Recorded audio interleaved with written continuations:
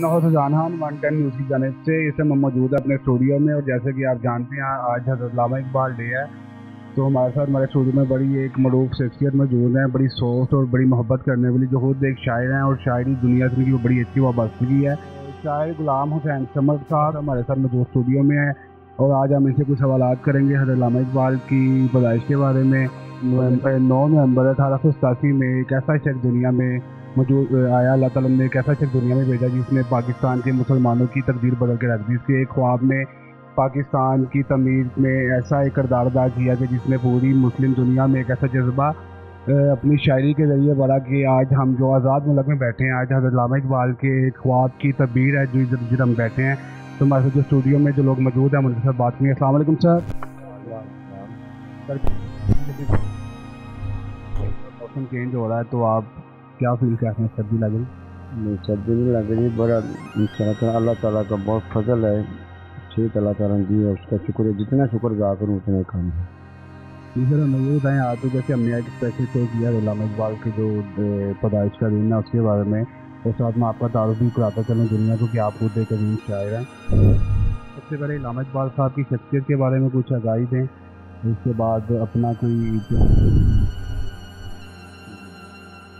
सबसे पहले मैं ये शेर पढ़ूँगा। कुछ जी चाहता है मेरा कि 110 न्यूज़ पर इकबाल की हयात से मैं गुफ्तगू करूँ।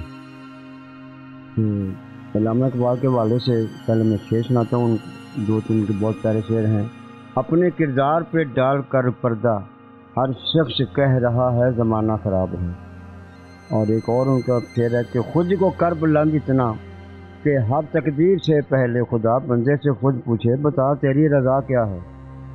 और उसके बाद उन्होंने एक और बहुत खूबसूरत बात कही कि अमल से ज़िंदगी बनती है, जन्नत भी जहन्नम भी, ये खाकी अपनी फितरत में न नूरी है न नारू है। तो मैं इसके वाले से एक बात कहना ज़रूरी समझता हूँ आज के दिन के वाले से। तो ये पाकिस्तान का तस्वर पाकिस्तान सर अल्लामा इकबाल साहब ने दिया।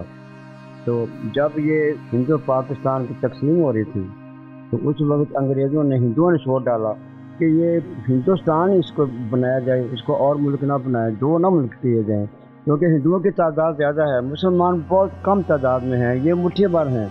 तो इलाम यानी कि मोहम्मद अली जिन्ना साहब कायद आज़म साहब वहाँ से बड़े मायूस हो गए, वापस आ गए। जब वापस आ गए तो इलामा साहब ने पूछा कि आप वापस आ गए हैं, तो उन्होंने कहा कि वो अंग्रेज़ मानते ही नहीं हैं, वो कह रहे हैं हिंदुओं की बात तो कह रहे हैं, आगे ले रहे हैं कि ये मुसलमान बहुत कम तादाद में हैं, थोड़े हैं, मुट्ठी भर हैं, इनके लिए क्या हम अलग मुल्क करें।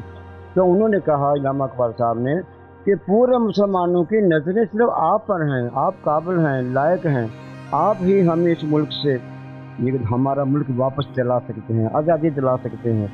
तो उन्होंने कहा कि आप जाएं। तो मैं आपको बताता हूँ उनको अंग्रेज़ों को भी आप जाकर वहाँ बताएं कि हम थोड़े नहीं हैं, हम मुट्ठी भर नहीं हैं, हम बहुत ज़्यादा हैं। तो वो वापस गए, हौसला दिया उन्होंने। तो एक वाक़या याद आ गया कि हौसला देने वाला शख्स बहुत बड़ा होता है, इसका बड़ा हिस्सा होता है।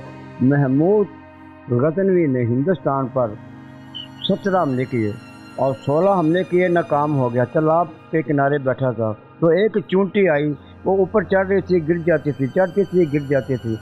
उसने कम से कम 50 दफ़ा ऊपर चढ़ी, आखिर वो कामयाब हो गई, ऊपर किनारे पे चढ़ गई। तो महमूद ने देखा कि ये एक छोटा सा जानवर है, इसने हिम्मत नहीं हारी। तो मैं इतना बड़ा इंसान, अल्लाह मुझे इतनी ताकत दी है, हिम्मत दी है, अज़मत दी है और मुझे जहानत दी है, ताकत दी है, मैं अल्लाह के रहम से क्यों मायूस हो गया हूँ। तो उसने हिम्मत की और वो 17 हमला किया और वो कामयाब हो गया। तो हौसला देना बहुत बड़ी बात है। अल्लामा साहब ने कायद आज़म साहब को, जनाब मोहम्मद अली साहब को हौसला दिया कि आप जाओ। तो फिर क्या किया, अपनी नज़मों से, शेरों से अशार लिखे, नज़में लिखी, मुसलमानों से कहा अगर कुछ लेना है तो आप बाहर निकलो, उनको बता दो कि हम मुट्ठी भर नहीं हैं, हमारी मुट्ठी में बहुत ज़्यादा ताकत है, तो बाहर निकलो। तो जब वो लोग अपने बाहर निकले, हर शहर से लाखों आदमी, औरतें, बच्चे, बूढ़े बच्चे, सब जवान बाहर निकले। तो अंग्रेज़ों ने देखा ये हिंदू झूठ बोल रहे हैं, ये मुसलमानों की तादाद तो ज़्यादा है। तो उन्होंने कहा अल्लामा साहब ने कि हमारा जीना मरना इनसे अलग है, ये जलाते हैं, हम दफनाते हैं, इनका खाना पीना हमारा हलाल है, इनका हराम है, तो हम इनके साथ नहीं रह सकते, हमारी तहजीब और है। तो उन्होंने फिर मान लिया इनकी बात علامہ صاحب کی اور محمد جناح صاحب کی، انہوں نے پھر پاکستان کو، اور اس کا یہ نتیجہ نکلا کہ سب سے پہلے 14 اگست کو پاکستان بنا، 15 اگست کو بعد میں ہندوستان بنا۔ یہ ان کی بہت بڑی ہمت ہے اور میں ان کے خراج عقیدت سلام پیش کرتا ہوں اور ان کی دعا کیجیے۔ جی ساتھ میں ایسے جو شاید جو موجود ہیں، ہم ان سے کہیں گے، پوچھیں گے کہ انہوں نے شاعری اسٹارٹ کی اپنی زندگی میں، انہوں نے شاعری کہاں سے اسٹارٹ کی، ان کو کہاں سے شاعری کرنے کا شوق پیدا ہوا؟ جی سر مجھے یہ بتائیں گے کہ آپ خود بھی ایک شاعر ہیں بڑے اچھے، آپ کب سے شاعری کر رہے ہیں؟ مجھے تقریباً 40-45 سال ہو گئے ہیں، اور ہمارے خاندان میں سارے شاعر تقریباً کوئی 10-15 شاعر ہیں۔ تو میں اپنے چچا ملک الدین محمد احسن صاحب کا شاگرد ہوں، یاکر بھی ہوں، اور ان کے بعد شاعر ملک محمد علی گوہر صاحب سے ہیں، وہ دعا کرے اللہ ان کو شفا دے۔ ان کے بعد اپنا ملک علی جعفر مرحوم، وہ بھی بہت بڑے شاعر گزرے ہیں۔ ان کے شاگرد اگر شوکت رضا شوکت ملتان والے پوری دنیا میں مشہور ہیں، اور کیسر مصطفیٰ وہ میرے بھتیجے بھی لگتے ہیں، اور انہوں نے بہت عمدہ قصیدہ بھی لکھا، ملک کیسر مصطفیٰ ہاشمی، رب جانے تے حسین جانے، پوری دنیا میں مشہور ہوا۔ تو یہ ہمارے خاندان میں یہ ہمیں فطرت ملی ہے، یہ خاندانی چیز ملی، عطا ہے ہم کو۔ میں بابے بلی شاہ کشور کے دربار پہ گیا، تو میں نے ان کو مخاطب ہو کر، کیونکہ یہ ولی اللہ ہیں، یہ ہم نہیں دیکھ سکتے، وہ ہمیں دیکھ رہے ہوتے ہیں، تو میں نے ان کو یہ ذہن میں رکھے کہ وہ میری بات سن رہے ہیں، تو میں نے کہا کہ پنجابی میں، بولیا اکو گل چا دس، بولیا اکو گل چا دس، اس مشکل دا حل چا دس، یا تے یار نو کہہ نہ رسے، یا نچن دا ول چا دس۔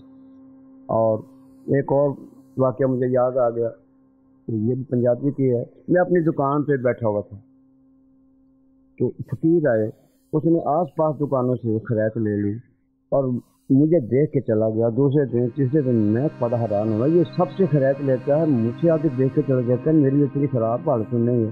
تو میں نے 4 مشتے لے کے لوگوں نے بہت پسند کیے۔ جو اکھ چوں ایویں نیر نہیں آندے، نظر اے وجدے تیر نہیں آندے، اکھ چوں ایویں نیر نہیں آندے، نظر اے وجدے تیر نہیں آندے، اس تو وقت کی غربت کی ہے، اور میرے بوے چ فقیر نہیں آندے۔ تو کیونکہ یہ ماہ ربیع الاول کا مہینہ ہے، حضور پاک کی ولادت ہے، تو اس حوالے سے میں نے نعت حضرت بھائی پیش کرتا ہوں۔ تو اس کو لکھا کہ خدا نے خود ہی عشق کا عنوان لکھ دیا، مومن کے لیے خلد کا سامان لکھ دیا، توصیف عشق میں تو خدا بھی شریک ہے، محبوب کی تعریف میں قرآن لکھ دیا۔ اور ایک نعت بہت اچھی چل رہی ہے، ہمارے اکرم بھائی نے بہت اچھی لکھی کہ ہم کو بھی شہر مدینہ کی گلی اچھی لگی، مدینہ کی گلی بہت اچھی ہے جہاں حضور پاک کے پاؤں لگے۔ تو اس حوالے سے کوئی بھی چیز کی تعریف کرو، اگر اس کو بتایا جائے نا یہ اس لیے اچھی لگی، میں نے یہ ظاہر کیا کہ کیوں اچھی لگی، وہ خوبی کون سی تھی، تو میں نے اس حوالے سے لکھے کہ اس لیے شہر مدینہ کی گلی اچھی لگی، اس لیے شہر مدینہ کی گلی اچھی لگی، اس گلی میں جس کو آئی موت بھی اچھی لگی، اور عرش اعظم سے اتر کر مصطفیٰ کے بھیس میں، عرش اعظم سے اتر کر مصطفیٰ کے بھیس میں نور خالق کی یہ دلکش روشنی اچھی لگی، اور عید پہ حسنین کا گھوڑا بنے ہیں خود نبی، عید پہ حسنین کا گھوڑا بنے ہیں خود نبی، مصطفیٰ کی خوبصورت دل لگی اچھی لگی۔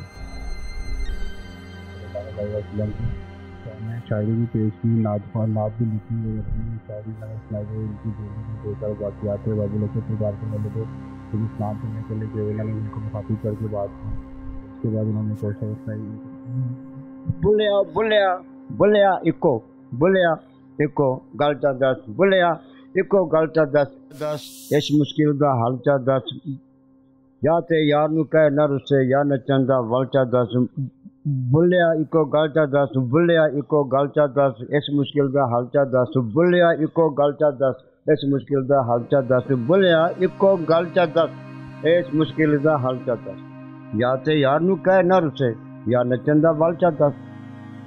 اور ہمارے خاندان کی عورتوں میں ایک شاعرہ بہت اچھا کلام لکھ رہی ہیں، ان کا نام ہے نصرت شکیل، بہت اچھی شاعرہ ہیں، بہت اچھا کلام ہے۔ تو میرا ایک بھتیجا جس کا نام ملک تجمل کلیم ہے، اس کی 4-5 کتابیں بھی چھپ چکی ہیں، پنجابی کا بہت بڑا شاعر ہے، اور انڈیا والے یہاں تک کہتے ہیں کہ آج کا پنجابی کا مرزا غالب ہے ملک تجمل کلیم، بہت اچھے شاعر ہیں۔ ان کے ساتھ مجھے بڑا مزہ آیا، اس لیے اللہ کا اپنا خزانہ